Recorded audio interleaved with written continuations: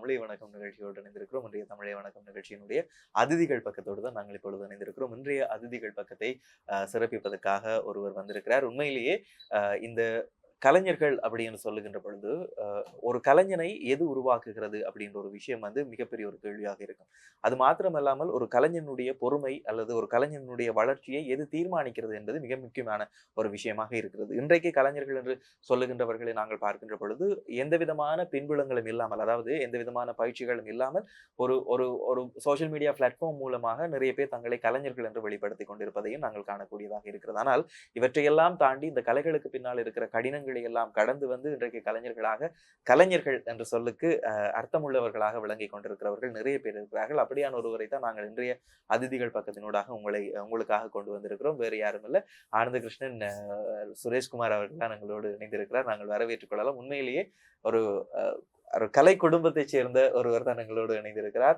நீண்ட காலமாக இந்த கலைத்துறையிலே பணியாற்றி கொண்டிருக்கிறார். நீண்ட காலமாக பல்வேறுபட்ட கலை அதாவது நாடகம் சார்ந்து பல்வேறுபட்ட விடயங்களை செய்து கொண்டிருக்கிறார். அது வீதி நாடகங்களாக இருக்கலாம், மேடை நாடகங்களாக இருக்கலாம், தொலைக்காட்சி நாடகங்கள், வானொலி நாடகங்கள், திரைப்படங்கள் என்று சொல்லி பன்முகப்பட்ட தளங்களிலே தன்னுடைய பயணத்தை இந்த கலைத்துறை நோக்கி பயணித்துக் கொண்டிருக்கின்ற ஒருவர் தான் நான் இன்றைக்கு வந்திருக்கிறார். வரவேற்றுக் கொள்ளலாம். வணக்கம். வணக்கம். எப்படி இருக்கிறீங்க? சிறப்பா இருக்கிறேன். அதாவது பொதுவா வந்து நான் உங்களை சின்ன வயசுல இருந்து நாங்க நிறைய இடத்துல பார்த்துருக்கிறோம். ஆனா இப்படி ஒரு நேர்முக ஒரு ஒரு இதுல வந்து ஒரு இன்டர்வியூல வந்து நான் உங்களை பார்த்தது குறைவு. என்ன காரணம் அந்த இன்டர்வியூஸுக்கு போகாம இருக்கிறதுக்கு? இல்ல என்னன்னா வந்து நாங்க ஏதாவது கொஞ்சம் பேர் சொல்லக்கூடிய அளவுல ஒண்ணு பெருசா செஞ்சுட்டு போகணுங்கிற ஒரு எண்ணம் இருந்துச்சு. அதனால தான் இவ்வளவு. இப்ப அது என்ன பொறுத்தளவுல 100க்கு ஒரு 75% நடந்துட்டு வெகு விரைவில் அது முழு விவரத்தை நான் கூடிய சீக்கிரம் சொல்லுவேன். அப்ப இனி எல்லா மீடியாலையும் திரும்ப வரலாம். சரி, அதுல முக்கியமான விஷயம் அண்ணன் சொன்னது போலவே மிக முக்கியமான ஒரு விஷயம் என்ன அப்படின்னு சொன்னா, அதாவது நாங்கள் ஒரு விஷயத்தை பெரிதாக செய்து விட்டு தான் வர வேண்டும் அப்படின்னு. உண்மையிலேயே எனக்கு தெரிந்து 1996ஆம் ஆண்டுல இருந்து இந்த துறையில பயணித்துக் கொண்டிருக்கிறீங்க. பல மேடை நாடகங்களாக இருக்கலாம், பேர் சொல்லக்கூடிய திரைப்படங்களாக இருக்கலாம். இன்றைக்கு சிங்கள சினிமாவிலே பேர் சொல்லக்கூடிய பல இயக்குநர்கள் இருக்கிறார்கள். அவர்களுடைய இயக்கத்திலே நடித்திருக்கிறீர்கள். பல தொடர் நாடகங்கள், தொலைக்காட்சி தொடர் நாடகங்கள், தொலைக்காட்சி தொடர் நாடகங்கள் என்பதை தாண்டி தொலைக்காட்சி நிகழ்ச்சிகள் என்று பல்வேறுபட்ட துறைகளிலும் பயணித்திருக்கிறீர்கள். இது போதாதா? என்னை பொறுத்தளவுல இது போதாது. ஏன்னா இப்ப ஒரு சில கலைஞர்கள் வந்து ஒரு 2-3 செஞ்சுட்டா அவங்க செய்யறது தான் கலைன்னு வந்துட்டு, அப்படி இல்லை. ஒரு கலைஞனா இன்னும் கற்க வேண்டிய நிறைய இருக்குது. எங்களுக்கு வந்து இவ்வளவு தான், ஒரு கண்ணி அளவு கூட இல்லை. நாங்க இன்னும் நிறைய படிக்கணும். ஆனா நான் எதிர்பார்த்த அளவை அடைஞ்சிட்டா ஒரு எல்லாத்துக்கும் போக ஒரு நல்லா இருக்கும்னு என்ற ஒரு ஃபீல். இப்ப கிட்டத்தட்ட ஒரு 75% முடிஞ்சிருக்கு. வெகு விரைவில் முழுசா அதை நாங்கள் எங்களுடைய ஆதவனூடாகவே நாங்கள் அதையும் வெளிக்கொணர்றதுக்கு தயாராக இருக்கிறோம். இந்த விஷயத்துல நாங்க உங்களோட ஆரம்ப பயணத்துல இருந்து ஆரம்பிக்கலாம்னு நினைக்கிறேன். நீங்க வந்து ஒரு தந்தையார் வந்து ஒரு மிகப்பெரிய ஒரு கலைஞர். அதாவது பாரதி ராஜாவிடம் அனுமதி பெற்றே அவருடைய 16 வயது நிலை திரைப்படத்தை வந்து இலங்கையில நாடு பூராகவும் அதை மேடையேற்றி இருக்கிறார். எனவே அந்த ஒரு இதுல இருந்து நீங்க வந்திருக்கிறீங்க. அப்ப உங்களுடைய தந்தையினுடைய வழிகாட்டுதலா அல்லது உங்களுக்கு இயல்பாகவே ஒரு எண்ணம் இருந்ததா, நானும் இந்த நாடகத்துறையை தேர்வு செய்ய வேண்டும் என்கின்ற உணர்வு? அந்த உணர்வு வந்து எப்படி உங்களுக்கு தோன்றியது? எப்படி உண்மையை சொல்ல போனா தந்தையோட வழிகாட்டல் தான். அவர் எங்க போனாலும் எங்களை கூப்பிட்டு போவார். முந்தியெல்லாம் வந்து இப்ப நிறைய மேடை நாடகங்கள் நடக்கிற டிராமா திரையரங்கள் இல்லை. அப்ப கூட்டிட்டு போவாரு. அப்ப நாங்க வந்து ரவுண்டிங் வாசிக்கணும். ரவுண்ட் பண்ண போகல அந்த நேரம் மெழுகுதிரி பிடிச்சி கொண்டு வாசிக்கணும். பெரிய நடிகர்கள் நடிப்பாங்க. நாங்க அப்ப அதுல கொஞ்சம் கொஞ்சமா ஆசை வந்து இதை நடிக்கும், நாங்களும் நடிக்கணும். அதுக்கப்புறம் வாய்ப்பு எனக்கு பொது மேடையில கிடைச்சது ஜூலியஸ் சீசர். அது ஒரு இலங்கையில ஒரு 10 முறை போல ஸ்டேஜ் பண்ண டிராமா. நான் எங்களோட அண்ணே முக்கியமான கலைஞர்கள் கொஞ்சம் பேர் அதுல தான் அறிமுகம். அது சிவா பிரதிபன் பெரிய ஒரு நாடக இயக்குனரால் இயக்கப்பட்டது. 97, 98 அந்த காலகட்டத்தில். அதை தொடர்ந்து டக்குன்னு எங்களுக்கு அந்த காலகட்டத்திலேயே தொலைக்காட்சி நாடகங்கள்லாம் வாய்ப்பு கிடைச்சிது. பாடசாலை படிக்கிற காலங்களில் அது நினைச்சு நாங்கள் பெருமைப்படுறோம். எங்களோட அப்பாட பேரை காப்பாற்றுற நிலைமைக்கு போகணும். அந்த முதலாவது நாடகம் ஜூலியஸ் சீசர் அப்படின்ற ஒரு நாடகம், அது உண்மையிலேயே ஒரு வரலாற்று கதையை சார்ந்த ஒரு நாடகமாக இருக்கும். அந்த நாடகத்தினுடைய ஒரு பாத்திரம் ஏற்று நடக்கின்ற பொழுது எப்படி இருந்தது? உங்களுடைய உணர்வு எப்படி இருந்தது? அதுல கிடைச்ச கேரக்டரும் அப்படித்தான். அதனால அதை வந்து ரொம்ப பெருமையா தான் செய்யறோம். ஏன்னு சொன்னா எங்களோட நடிச்சது மிக பிரபலமான கலைஞர்கள். அது வந்து இப்ப 3-4 பேர் உயிரோட இல்லை. உதயகுமார் அங்கிள், அதே மாதிரி சத்குரு சார், மற்றது அதில் மெயின் ரோல் சாந்தி பானுசா, அப்படி ஒரு முக்கியமான ஆட்கள் அந்த காலத்தில் பெரியவங்க நடித்தாங்க. அவங்களோட சேர்ந்து நடித்ததில் நான் எங்களுக்கும் பெருமை. இந்த நீங்க மேடை நாடகங்கள் என்று வருகின்ற பொழுது இந்த மேடை நாடகங்களுக்கான பயிற்சிகள் என்பது ஒரு ஒரு ஒரு அதாவது ஒரு மனித மனதுக்குள்ளேயே ஒரு வித்தியாசமான உணர்வை தரக்கூடியதாகத்தான் இருக்கும். வெறுமனே நாடகம் சார்ந்த பயிற்சிகள் மட்டும் வழங்கப்படுவதில்லை, அது சார்ந்த எங்களுடைய பொறுமை, அமைதி என்று சொல்லி இந்த அனுபவங்கள் எல்லாம் எப்படி உங்களை வளப்படுத்தியது? மேடை நாடகம் என்பது அது மட்டும்தான் ஒரு கலைஞன் ஒரு நடிகண்ட கையில் இருக்கிறது. மற்ற இப்போ நாங்கள் சொல்ல போனால் தொலைக்காட்சி திரைப்படம் எல்லாம் நாங்கள் நடிக்கலாம், எங்களுக்கு இல்லாட்டி வேற ஒரு ஆள் வாய்ஸ் ஓவர் கொடுத்து டப்பிங் கொடுத்து எப்படியும் மாற்றிக்கொள்ளலாம். மேடை நாடகம் ஒரு கலைஞனை உருவாக்கும், செதுக்கும். ஏன்னா அதுக்கு அர்ப்பணிப்பு இருக்கணும். கிட்டத்தட்ட ஒரு நாடகம் ரிஹர்சல் பார்க்க குறைஞ்சது 3 மாதம் பிடிக்கும். அப்போ அவங்க எல்லாரோடையும் டயத்துக்கு நாங்கள் போகணும், எல்லாரோடையும் கோஆப்ரேட் பண்ணணும், அவங்களோட டயத்தை நாங்கள் விட்டு கொடுக்கணும், எங்களோட டயத்தை அவங்க விட்டு தரணும். அதே மாதிரி பொறுமையாக ஒவ்வொன்று, ஏன்னா மற்றவங்க ரியாக்ட் நடிக்க போகணும், நாங்கள் அதுக்கு ரியாக்ஷன் செய்யணும். இல்லாடி போனால் அவங்களோட நடிப்பு விழுந்துடும். அது எவ்வளோ பெரிய நடிகராக இருந்தாலும் பரவாயில்லை, அதை நாங்கள் உள்வாங்கி மற்றவங்களுக்கு கோஆப்ரேட் பண்ணி நடிக்கணும். கட்டாயம் பொறுமை இருக்கணும். ஒரு நடிகனுங்கிற அதாவது அவனை பக்குவப்படுத்துறது மேடை நாடகம் தான். இப்போ பார்க்க போனால் சிங்கள சினிமாவை எடுத்தா பெரிய பெரிய பிரபலங்கள் கூட இப்பயும் மேடை நாடகம் செய்கிறாங்க. ஆனால் எங்கட ஆரம்பத்தில் வர்றவங்கள மேடை நாடகம் அதுக்கெல்லாம் வரையில்லாது. ஒரு டிவி ட்ராமா, ஷார்ட் ஃபிலிம் அதுனா கூப்பிடுங்க. அப்படி ஆளுக்கு இருக்கையில் மேடை நாடகம் வளருமான்னு கேட்டால் ஒரு கேள்விக்குறி. ஆனால் அவங்களும் வளர மாட்டாங்க. ஏன்னா ஒரு கலைஞன் கட்டாயம் மேடை நாடகத்தை பற்றி தெரிஞ்சிருக்காங்க. இதுல இந்த விஷயம் நீங்க சொன்னதால நான் கேட்குறேன். என்னன்னு சொன்னா, பொதுவா எங்களுடைய தமிழ் நாடக பரப்பிலே பார்க்கின்ற வேளையிலே இந்த மேடை நாடகம் அல்லது அரங்கியல் சார்ந்து இயங்குகின்றவர்கள் அவர்களுடைய திரைத்துறைக்கான பயணம் என்பது சற்று குறைவாகவே இருக்கிறது. இதுக்கு நான் பல இடங்கள்ல கேட்கக்குள்ள அவங்க சொல்ற விஷயம் மேடை நாடகத்தில் நடிக்கிற ஆட்களை நாங்கள் திரைத்துறையில கொண்டு வர இயலாது, இல்ல திரைத்துறைக்கு அவங்கள ஒரு விதமான நடிப்பு தான் எங்களுக்கு தேவை. இந்த விஷயத்தை நீங்க எப்படி பாக்குறீங்க? இல்லை, அது நான் ஏற்றுக்கொள்ள மாட்டேன். ஏன்னா இந்தியாவில் பெரிய பெரிய நடிகர்கள்லாம் மேடை நாடகத்திலேருந்து, அது எம்ஜிஆராக இருந்தாலும் சரி, சிவாஜியாக இருந்தாலும் சரி, இப்போ இருக்க சூப்பர் ஸ்டாராக இருந்தாலும் மேடை நாடகத்திலேருந்து வந்தவங்க தான். மேடை நாடகத்தை அவங்க ஏற்றுக்கொள்ள மாட்டேன்னா அவங்க எதிர்பார்க்குற ஒரு சில விஷயங்கள் இல்லாமல் இருக்கலாம். மற்றபடி ஒரு கலைஞன் முழுமையாக உருவாகிறது மேடை நாடகத்தில் தான். ஏன்னா மேடை நாடகத்தில் கொடுக்குற பயிற்சி நாங்கள் இப்போ இப்படி பேசுகிற மாதிரி பேசலாம். மூவியில் பக்கத்தில் பேசலாம், இல்லாட்டி சும்மா வாய் சேவை கொடுத்து கூட பேசலாம். ஆனால் தொங்கல் புட்டுவத்தில் ஆசனத்தில் உட்காந்துருக்கிற வரைக்கும் நாங்கள் பேசுகிறது கேட்கணும். அதே மாதிரி மாடுலேஷன் மாறக்கூடாது. அப்போ அந்த பயிற்சி கிடைக்கணும்னா, மற்றவங்களோட நாங்கள் கோஆப்ரேட் பண்ணி நடிக்கணும்னா கட்டாயம் மேடை நாடகம் தான் அவங்களுக்கு வழிவகுக்கும். இதுதான் மிக முக்கியமான ஒரு விஷயம். என்ன அப்படின்னு சொன்னா, இப்ப மேடை நாடகங்கள்லையும் சரி, இல்லது என்னதும் சரி, நாங்க மைக்கை போட்டுட்டு கதைக்கக்கூடிய மாதிரி இருக்கு. ஆனா அப்ப இந்த மைக் வசதிகள் எல்லாமே இருக்காது. எங்களுடைய வாய்களால் மூலம், தொண்டையின் மூலம் தான் அந்த சத்தம் நீங்க சொன்னது போலவே அடி மட்டம் வரை இருக்கிறார்களுக்கு போகணும். அந்த அளவுக்கு தூரத்துக்கு அதுக்கான பயிற்சிகள், குரல் பயிற்சியில இருந்து எல்லா பயிற்சிகளுமே இந்த மேடை நாடகங்கள் மூலமாக வழங்கப்பட்டு கொண்டிருக்கிறது. சரி, இதனை தாண்டி நீங்கள் மேடை நாடகங்கள் எல்லாம் செய்கின்ற பொழுது ஜூலியஸ் சீசர் நடித்ததுக்கு பிறகு உங்களுடைய தந்தையினுடைய பாராட்டு எப்படி இருந்தது? என்ன சொன்னார் அந்த மேடை நாடகத்தை பார்த்து? எந்த வாரிசு, எந்த பிள்ளைங்க, எந்த பேரை காப்பாற்றும், அவ்வளவுதான்.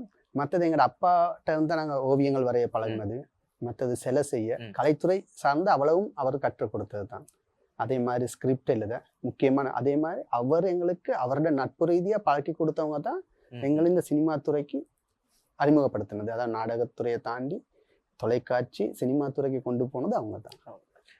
அதாவது அண்ணனுடன் சேர்ந்தான நடிப்பு, அதாவது நீங்கள் தந்தையுடன் நடித்திருக்கிறீர்களா? தந்தையுடன் நடித்தது. அண்ணனோடு சேர்ந்து நாடகங்கள் செய்கின்ற பொழுது அந்த ஒரு பாண்டிங் எப்படி இருந்தது உங்களுக்கு? என்னன்னா, நாங்க அண்ணன் தம்பி 2 பேரும் ஃப்ரெண்ட்ஸ் மாதிரி, வாடா போடாங்கிற மாதிரி. ஏன்னா ஒரு வயசு வித்தியாசம் தான். அப்ப என்னன்னாலும் அவன் எனக்கு சொல்லுவான், நான் அவனுக்கு சொல்லுவேன். எங்களுக்குள்ள ரொம்ப அண்டர்ஸ்டாண்டிங் இருந்துச்சு. அவன் ஒரு சில நேரம் நாங்கள் ஸ்கூல் ட்ராமா டிரெக்ட் பண்ண வரும், அவன் என்கிட்ட பாரம் கொடுத்துட்டு போவான், அவன்கிட்ட நான் பாரம் கொடுத்துட்டு போவோம். அவனோட சேர்ந்து நடிக்கிறது ரொம்ப ஒரு கம்ஃபர்டபுளாக இருக்கும். மற்றவங்களோடையும் அன்னைக்கு வச்சு எங்களுக்கு சொல்லி கொடுக்குறதும் இலகுவாக இருக்கும். மேடை நாடகங்கள்ல பல்வேறுபட்ட பயணங்கள் செய்து கொண்டிருக்கின்ற பொழுது உங்களுக்கு தொலைக்காட்சி தொடர்கள், திரைப்படங்களுக்கான வாய்ப்பு வருது. இதுல தொலைக்காட்சி தொடருக்கான வாய்ப்பு வந்தது, அந்த விஷயம் பற்றி சொல்லுங்க. தொலைக்காட்சி தொடர்னு நாங்கள் முத 98ல் ஸ்கூல் டைம் தான் அது. இப்போ பிரபல தொலைக்காட்சிகள் பல அனௌன்சராக இருக்கிறாங்க, ஒரு சில பேர் அதை மேனேஜ்மெண்ட்லேயும் இருக்கிறாங்க. அவங்கெல்லாம் நடித்த ஒரு ட்ராமா அத்துரும் இத்துருன்னு நினைக்கிறேன். அப்புறம் தமிழில் செஞ்சாங்க வானத்து சிதறிய நட்சத்திரங்கள்னு.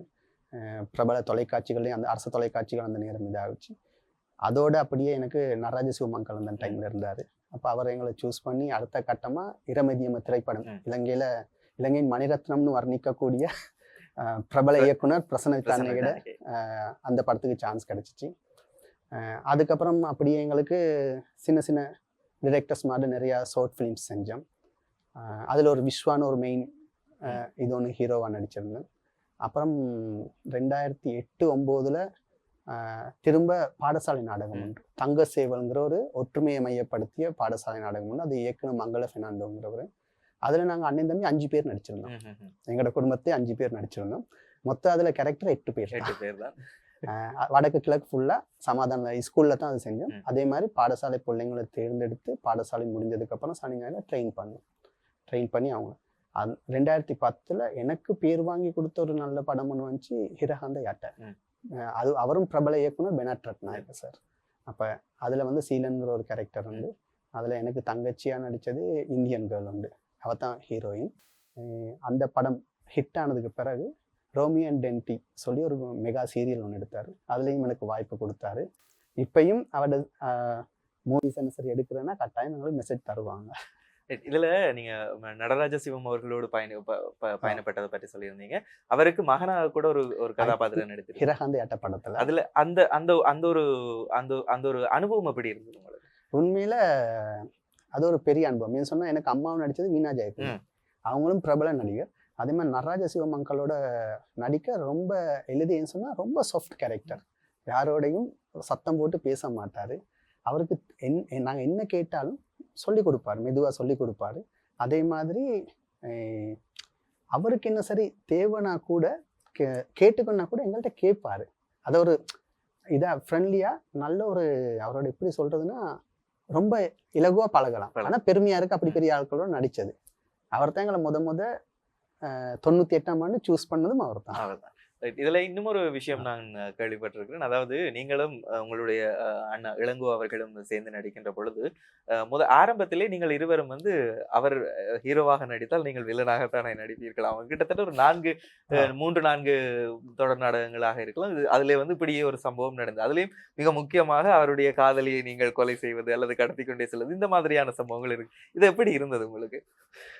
அது நான் அப்போ யோசிப்பேன், இந்த முகத்தை பார்த்தா என்ன அவ்வளோ கொடூரமாக இருக்கான்னு. ஏன்னா அவங்க தர்ற கேரக்டர் அப்படி தான் தருவாங்க. அவனை பார்க்க அப்பாவி மாதிரி விளங்குதான்னு கூட எனக்கு தோணும்.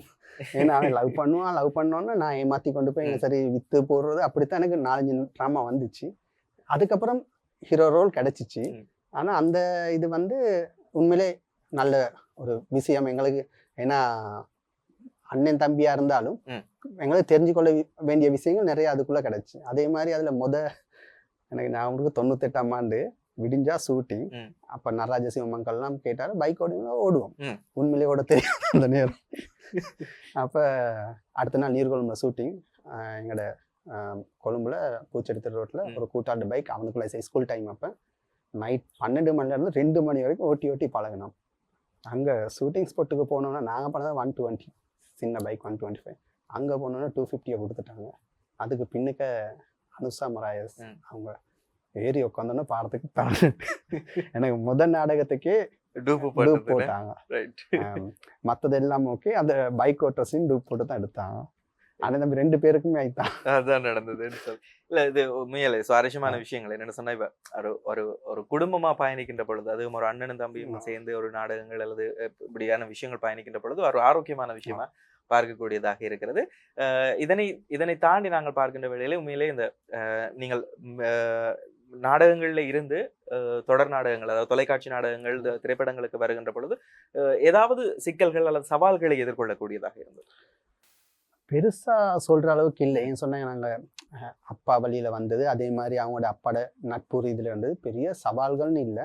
ஒரு சில இடங்கள்ல தமிழ் சொல்ல போனா நான் கூட சிங்களம் தான் நடிப்பேன். ஏன்னா தமிழ் கலைத்துறையை பொறுத்தளவுல ஒரு கலைஞனுக்கான அந்தஸ்து கிடைக்காது அங்க. குறிப்பா அந்தஸ்தும் கிடைக்காது, கௌரவத்திலும் சரி, சேலரியும் சரி, சம்பளமும் கேள்வி குறித்தான் அன்னைக்கு. அதே சிங்கள கலைத்துறையில தான் எங்களுக்கான அந்தஸ்து, மரியாதை, அதே மாதிரி கொடுப்பனவும் சரியான டயத்துக்கு வந்து சேரும். பெருசா சிக்கல்னு சொல்ற அளவுல இருந்தது இல்ல. நீங்க அந்த சம்பளம் அப்படின்னு ஒரு விஷயம் சொன்னோனே எனக்கு ஒரு இன்னொரு விஷயம் கேட்கலாம்னு தோணுது. முதலா நீங்க இந்த நாடகத்துறை சார்ந்து பெற்றுக்கொண்ட சம்பளம் உங்களுக்கு ஞாபகம் இருக்கா? என்னத்துக்காக அத ஆஹ் பெற்றுக்கொண்டது?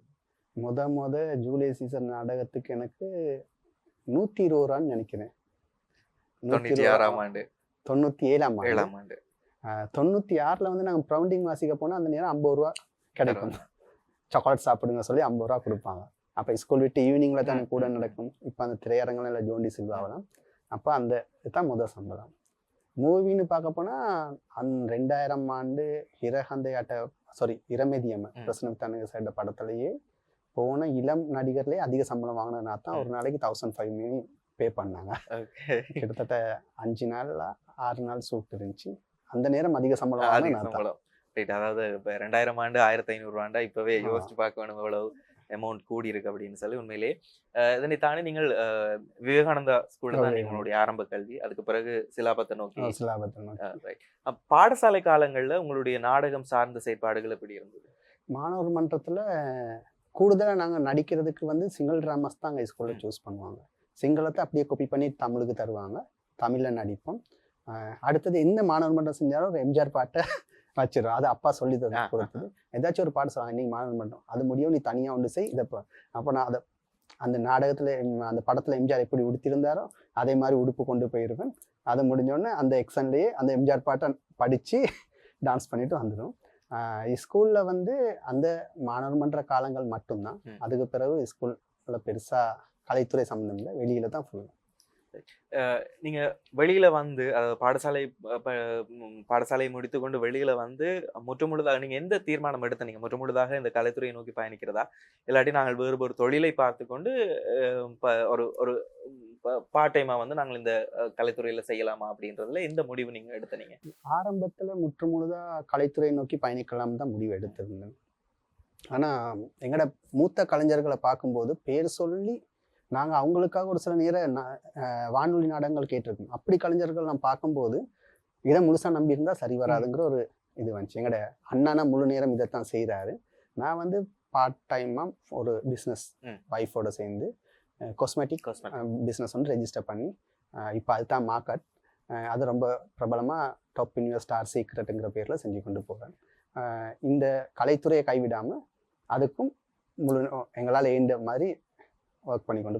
எனக்கு தெரிஞ்சு உங்களுடைய மனைவியும் கூட உங்களுக்கு உறுதுணையாக இருப்பாங்க அப்படின்னு நினைக்கிறேன். என்றால் நீங்க 2 பேருமே சந்திச்சு கொண்டதே ஒரு தொலைக்காட்சி நிகழ்ச்சியில சந்தித்து கொண்டு எதிரெதிர் அணியில் இருந்தவர்கள் காதல் வயப்பட்டு திருமணமாகி இருக்கிறீர்கள். எனவே அந்த விஷயமும் உங்களுக்கு பிரச்சனை இருக்காதுன்னு நினைக்கிறேன். அவங்க ஃபுல் சப்போர்ட் எனக்கு தருவாங்க. ஸ்கிரிப்ட் எழுத அது இதெல்லாம் எனக்கு கொஞ்சம் நான் டயர்டாக இருந்தாலும் இல்லை இப்போ விட்டாலும் அவங்களே எழுதலையான்னு கேட்பாங்க. அவங்களும் ஒரு பியூட்டிஷியன். அதனால எனக்கு உண்மையில கலைத்துறையில மனைவியோட சப்போர்ட் ரொம்ப பவர்ஃபுல்லாக இருக்கு. ரைட்.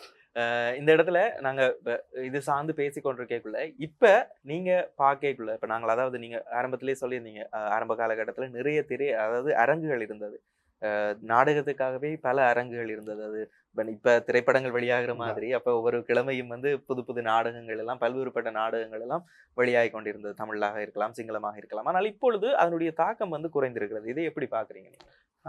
நான் நினைக்கிற அளவுல சிங்களத்துல குறைய இல்லை. சிங்களத்துல வந்து இப்பயும் அதிகமா தான் இருக்கு. ஏன்னா சிங்களத்துல வந்து சகோதர மொழியில பார்க்க போனா கல்லூரிலையும் சரி, பாடசாலை மட்டத்திலையும் சரி, தனியாகவும் சரி அவங்களுக்கான பயிற்சி பட்டறைகள் நிறைய இருக்குது. அதில் அவங்க பயிற்சி பண்ணுறாங்க. அதே மாதிரி காலேஜில் படிச்சுட்டு வர்றவங்களும் வந்து அவங்களோட அந்த யூத்லேருந்து வர்றவங்களும் வருஷம் நடக்கிற எப்படியும் 3-4 ப்ரோக்ராம்ஸ் நடக்குது நாடக விழாவாகவே. அதில் கட்டாயம் சமூகம் அளித்து செய்கிறாங்க. எங்கட கலைஞர்கள் நேரம் ஒதுக்க மாட்டாங்க, மெனக்கட மாட்டாங்க. ஒரு பயிற்சி பற்ற இருக்குன்னு நீங்கள் சொல்லுங்கள், கட்டாயம் வரமாட்டாங்க. அதெல்லாம் எங்களுக்கு தெரியும், எல்லாம் தெரியுங்கிறது தான் இருப்பாங்களே தவிர அவங்களுக்கு தெரியாத ஒன்றுமே இல்லை. பார்க்க போனால் எங்களுக்கு தான் தெரியாது. ஒரு கலைஞனா வர்றதுக்கு அவங்களால நேரம் செலவிட தெரிஞ்சிருக்கணும். கட்டாயம் பயிற்சி பற்றைகள் இருந்தால் போயிட்டு ஃப்ரீயாக சொன்னால் கூட வரமாட்டாங்க. அதனால தமிழ் நாடகங்கள் ரொம்ப குறைவு வர்றது இல்லை. அதுதான் இதுதான் ஒரு கவலைக்குரிய ஒரு விடயமாகவே இருக்கிறது. உண்மையிலேயே வந்து பல பல சிங்கள குழுக்கள் இருக்கிறது, நாடக அரங்கு சார்ந்து செயற்படுற குழுக்கள் இருக்கிறது. அவர்கள் பல இடங்களுக்கு பயணித்து நாடகங்களை செய்து கொண்டிருக்கிறார்கள். ஆனால் உண்மையிலேயே தமிழ் பார்க்கின்ற பொழுது ஒரு சில குழுக்கள் மாத்திரம்தான் உயிர்ப்போடு இப்பொழுதும் இருக்கு. இயங்கிக் கொண்டிருக்கிறார்கள். அவர்களும் ஏதோ ஒரு தினத்தை முன்னிட்டு ஒரு நாடகங்களை செய்வார்கள். அப்படியானால் முந்தி மாதிரி இந்த நாடகத்துக்காக ஒரு இதுன்றது வந்து குறைஞ்சிருக்கிறது தான் உண்மையா ஒரு கவலைக்குரிய ஒரு விடயம். எனவே கூடுதலா குறைஞ்சிருக்குது. ம். போட்டி நாடகங்கள் வரும்போது என்ன சகோதரர் டிராமா எப்படி ம். ஃபெஸ்டிவலுக்கு போடுவாரு. அதே மாதிரி இன்னும் 2-3 குழுக்கள் இருக்குது. ம். ஆனா கொழும்பை மையப்படுத்தி வர்றது ரொம்ப குறைவாக இருக்கிறது. அதுதான் மிக முக்கியமான ஒரு விஷயம். ஏன்னா தலைநகரை மையப்படுத்திய தமிழ் நாடக குழுக்கள்ன்றது வந்து சரியான குறைவா இருக்குது. அது ஒரு கவலைக்குரிய ஒரு விடயம். வடக்கு கிழக்கு பொறுத்தவரையிலே பல்வேறுபட்ட குழுக்கள் இயங்கிக் கொண்டிருக்கிறார்கள். ஆனால் இங்கே வந்து அது ஒரு பெரிய ஒரு கவலையாக தான் இருக்கிறது. இருந்தாலும் நீங்கள் இந்த நாடகம் அதுக்கு அடுத்தபடியாக உண்மையிலே நாடகம் அது அன்று இயங்குகின்ற பொழுது அடுத்தது சினிமா என்கின்ற ஒரு விஷயம் வரைக்குள்ள நாங்கள் அதை நோக்கி பயணிக்க வேண்டிய தேவை இருக்கிறது. நாங்கள் எவ்வளவுதான் நடித்திருந்தாலும் இந்த நாடக கலைஞர்களுக்கு இருக்கிற ஒரு விஷயம் இருக்குது. என்ன அப்படின்னு சொன்னா, வெறுமனே நடிகராக மட்டும் அவர் பழகி இருக்க மாட்டார். மேடை நாடகங்களில் நடிக்கின்ற பொழுதோ அல்லது அது சார்ந்து இயங்குகின்ற பொழுதோ வெறுமனே நடிப்பதற்கு மாத்திரம் பழகி இருக்க மாட்டார். எல்லா விஷயமும் அவங்களுக்கு அத்துப்படியாகத்தான் இருக்கும். அந்த அளவுக்கு அதனை கற்றுக் கொடுத்திருப்பார்கள். நீங்க இப்படி இருக்கின்ற பொழுது உங்களுடைய அடுத்த கட்டம் நான் இதை நோக்கித்தான் பயணிக்க வேண்டும் அப்படின்ற ஒரு எண்ணம் வந்து எதை நோக்கியதாக இருந்தது? அது எப்படி உங்களுக்கு எண்ணம் வந்துச்சு? இப்ப இந்த எண்ணம் வந்து டிரெக்டிங் தான். ம், ம். அதாவது ஸ்க்ரீன் பிளே நானே எழுதுவேன், ஸ்டோரி எழுதுவேன். மற்றது வந்து எங்களோட நாடகத்துறையில படிச்சு ஆர்ட் டிபார்ட்மெண்ட், கலைத்துறை. இப்போ இதுக்கு நான் ஒரு மூவி செய்யறதுன்னா மிச்சம் அதிகமான நண்பர்களை வச்சு செஞ்சு கொள்ளும். லோ பட்ஜெட்ல செய்ய போகணும். ஏன்னா ஐடியாஸ் எங்ககிட்ட இருக்கு. அவங்களோட சப்போர்ட்ஸ் மட்டும் கிடைச்சா போதும். மேடை நாடகத்துறையில அந்த நீங்க சொன்ன மாதிரி கட்டாயம் அந்த அவ்வளவும் படிச்சு கொடுக்குறாங்க. அதை நாங்க தெரிஞ்சுக்கொள்ள முடியறோம். ஒரு செட்டிங் அடிக்கிறதுனாலும் அவ்வளவு நடிகர்களும் ஒண்ணு சேர்ந்து தான் செய்வாங்க. ஒரு மேசை எடுக்கிறது, போறது வர்றது அவ்வளவும் அது ஆர்ட் டிபார்ட்மெண்ட், இது வந்து மேக்கப் அப்படி பிரிச்சு பார்க்க மாட்டாங்க. அவங்களும் மேக்கப் போடவும் தெரியும். அந்த சகல வேலையும் தெரிஞ்சிருக்கும். அதே நேரம் இன்னும் ஒரு விஷயம் வந்து என்ன அப்படின்னு சொன்னா, இருக்கிறதை வைத்துக்கொண்டு பயன்படுத்துவது இந்த நாடக கலைஞர்களுக்கு கைவந்த கலை என்று நினைக்கின்றேன் இல்லையா? ஏன்னா அவசரத்துக்கு இப்ப டைலாக்ஸும் அப்படிதான். மறந்து போனா கூட மத்தவங்கள்ட்ட இருந்து நாங்க குடுக்கல் வாங்கல் செஞ்சு கொண்டு போயிடும். மூவில அப்படி ஏலாது. ஒண்ணு எடிட்டிங்ல பாத்துக்கணும். இல்லாட்டி இப்ப அதே மாதிரி நீங்க சொன்ன மாதிரி இருக்கதை வச்சுனா லொகேஷன் அங்க தேடி அவங்க போகணும். இப்ப டிராமால அப்படி இல்லை, நாங்க மேசை இல்லாட்டி மேசைக்கு பதில் என்ன இருக்கோ அதை வச்சு அங்கனே செஞ்சிடுவோம். இயக்குனராகணும் அப்படின்னு ஒரு முடிவெடுத்ததுக்கு பிறகு என்ன மாதிரியான முயற்சிகள் அதுக்காக செய்தீர்கள்? நான் 2-3 பிரபலமான சிங்கள திரைப்பட தயாரிப்பாளர்கள்ட்ட போயிட்டு ஸ்டோரி சொல்லியிருக்கிறேன். அப்போ 2 இடத்துல ஸ்டோரிக்கு விலை வச்சாங்க. ஸ்டோரியை மட்டும் எனக்கு அப்படி கொடுக்க விருப்பம் இல்லை. ஏன்னா மைண்ட் செட்டில் இருக்கிறத வந்து இன்னும் ஒருவர் அது சரியா செய்ய போகல. இல்லை அப்புறம் பரவாயில்லன்னு இப்போ நான் நான் பலமையாக கதைகள் எழுதும் போது ABCன்னு 3 கேட்டகரியில் எழுதுவேன். ஏன் பெரிய ப்ரொடியூசர் கிடைச்சா A இல்லாட்டி B, ஒன்றுமே இல்லாட்டி நாங்களே சேர்ந்து லோ பட்ஜெட் Cல 0 பட்ஜெட் சரி இப்போ அப்படி கேட்டகரியில் சரி போயிடும். இப்போ வந்து ஸ்டார்ட் பண்ணி இருக்கிறோம். வெகு விரைவில் அது காணக்கூடிய மாதிரி இருக்கும்.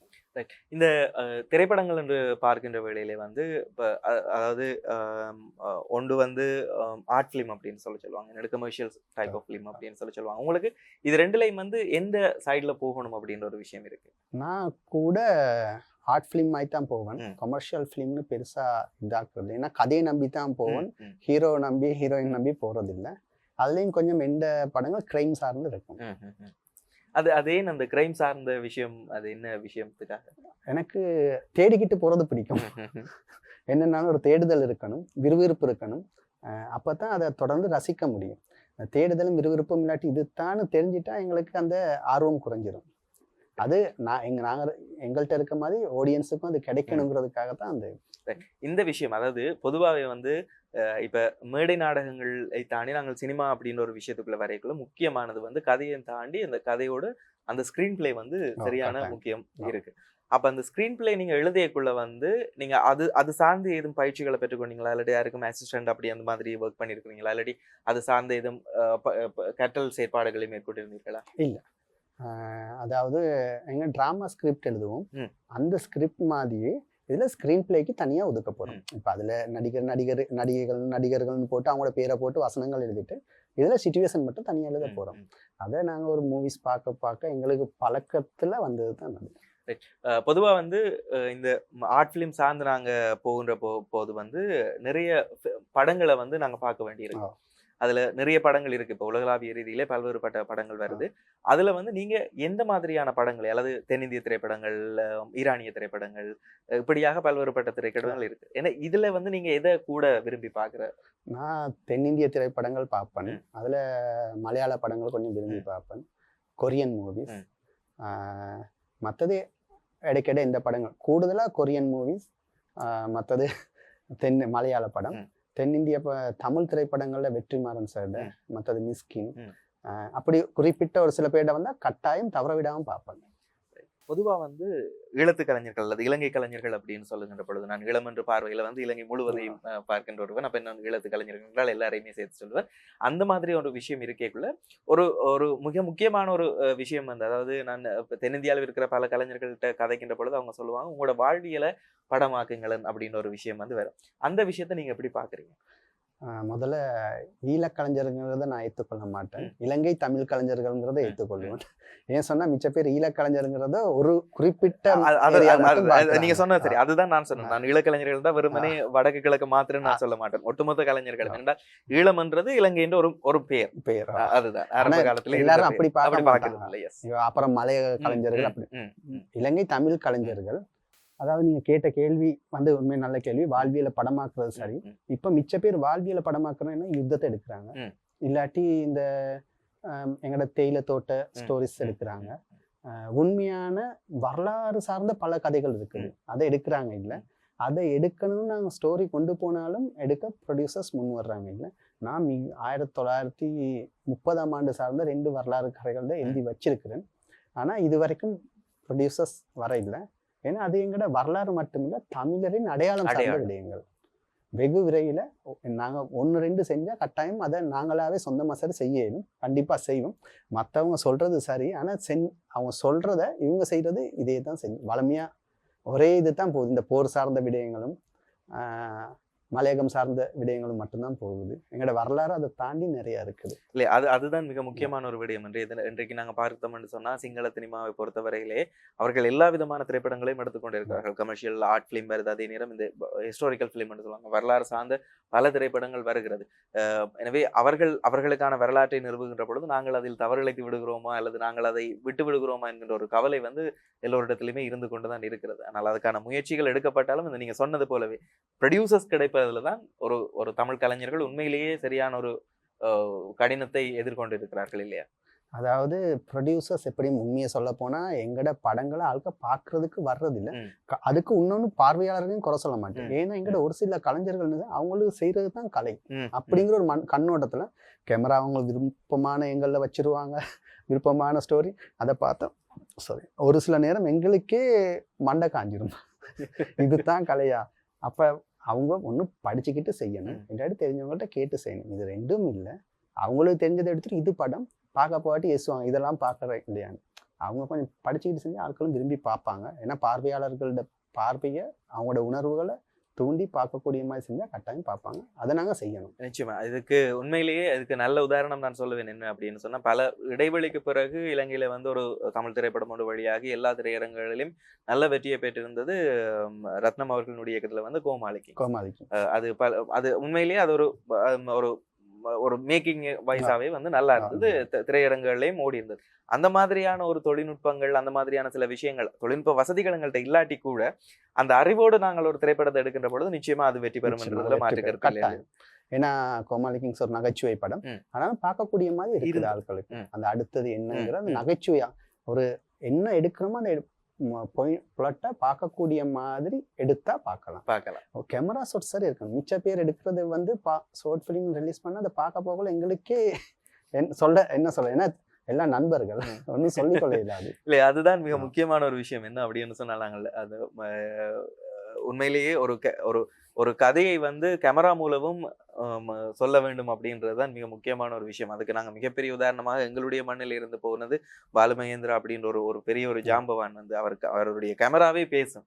இன்றைக்கும் மணிரத்னத்தினுடைய படத்தை அதை தான் சொல்லுவார்கள், அவருடைய ஃப்ரேமை பார்த்தாலே அது கதை சொல்லும் அப்படின்றது. அதுதான் மிக முக்கியமான ஒரு விஷயம். ஏன்னா நாங்கள் ஒரு காட்சி ஊடகத்துக்கூடாக நாங்கள் ஒரு கதையை சொல்லுகின்ற பொழுது எல்லாமே பேச வேண்டும் இல்லையா? அதாவது மேடை நாடகங்கள்ல சொல்ல முடியாதது நாங்க கேமரால சொல்லலாம். ஏன் சொன்னாங்க, கேரக்டரே இல்லாட்டியும் நாங்கள் வைக்கிற ஒரு சில செவுத்துல மாற்ற படமாக கூட இருக்கலாம். அந்த எங்கள் லைட், அதாவது டிம் லைட்டோ ஸ்பாட், அந்த தேவையான அதாவது பிரேமுக்கு தேவை என்ன தேவையோ அதை செஞ்சா மக்கள் மனதில் அந்த உணர்வை உருவாக்கலாம். மிச்ச பேர் என்ன, ஒரு சில நேரம் ஒரு சில ஸ்டோரி எடுப்பாங்க, அதுக்கும் லைட்டிங்க்கும் சம்மந்தமே இருக்காது. இப்போ ஷார்ட்ஸ் ஃபிலிம் கொஞ்சம் பேர் அப்படித்தான் ரிலீஸ் பண்ணி கொண்டு இருக்கிறாங்க. பார்த்தா என்ன சொல்றதுன்னு தெரியாது. இல்ல, அது உண்மையாகவே தான். அதாவது இப்பொழுது அவர்களுடைய ஆர்வத்தினால செய்து கொண்டு இருக்கிறார்கள். ஆனால் அது சார்ந்து நல்ல கதையா இருக்கும். ஆனா அதனுடைய மேக்கிங் வந்து அவ்வளவுக்கு இருக்காது. அதையும் கற்றுக்கொண்டு செய்கின்ற பொழுது நிச்சயமா முன்னேறலாம் அப்படின்ற ஒரு விஷயம். அதே நேரத்துல உண்மையிலேயே அதாவது ஒரு ஒரு நாடக கலைஞராக இருந்து கொண்டு இவ்வளவு தூரத்துக்கு வருவது என்பதுதான் மிக முக்கியமான ஒரு விஷயமாக நான் பார்க்கிறேன். என்று சொன்னால் நாடகம் அத்தனை விஷயத்தையும் கற்றுத் தருகின்றது. அதிலே நீங்கள் இவ்வளவு தூரத்துக்கு வந்திருக்கிறீர்கள். இன்னும் பல உயரங்கள் தொட வேண்டும். நிச்சயமாக இன்னும் ஒரு அடுத்த முறை நாங்கள் உங்களை சந்திக்கின்ற பொழுது உங்களுடைய அந்த திரைப்படத்தினுடைய உங்களுடைய அந்த முயற்சியினுடைய ஒரு அங்கமாக நாங்கள் உங்களை பார்க்க வேண்டும் அப்படின்ற ஒரு நம்பிக்கை எங்களுக்குள்ளே இருக்குது. என்ன மாதிரி உங்களோட வார்த்தை பலிக்கணும். பிரபஞ்சம் அதுக்கு தேவையான அனைத்தையும் செய்து கொண்டு இருக்கு. கண்டிப்பா நான் பிரபஞ்சத்தை நம்புறேன். வெகு விரைவில் நீங்க நினைச்சது நடக்கும், நான் நினைச்சதும் நடக்கும், சிறப்பா இருக்கும். உங்களுடைய நேரத்துக்கு நன்றி. மிகுந்த வேலைப்பளுக்கள் இருந்தாலும் கூட வெறுமனே கலை சார்ந்து மாத்திரம் அல்லாமல் உங்களுடைய வியாபாரம் சார்ந்தும் இயங்கிக் கொண்டிருக்கிறீர்கள். இந்த நேரத்துக்குள்ள எங்களுடைய அழைப்பை ஏற்று பலமுறை வெவ்வேறு இடங்களிலிருந்து அழைப்பு வந்தும் போகாதீங்க. எங்களுடைய அழைப்பை ஏற்று எங்களுடைய நிகழ்ச்சிக்கு வந்ததுக்கு நாங்களும் எங்களுடைய நன்றிகளை தெரிவித்துக் கொள்கிறோம். நன்றி. உங்களோட நேரத்தை, பொன்னான நேரத்தை ஒதுக்கி எனக்கு இந்த வாய்ப்பை தந்ததுக்கு. குறிப்பா நான் எங்களோட இலங்கை நடிகை சுபாசினி அவர்கள் இறந்ததுக்கு, அவர்கள் குடும்பத்திற்கு ஆழ்ந்த அனுதாபங்களை தெரிவித்துக் கொள்கிறேன். நானும் அவரும் ரேனா என்ற ஒரு தொலைக்காட்சி நெடுந்துறையில் நடித்திருக்கிறோம். ஒரு நல்ல நட்பாக பழகக்கூடியவர். அவர்களின் குடும்பத்திற்கு ஆழ்ந்த அனுதாபங்களும் தெரிவித்துக் கொள்கிறேன்.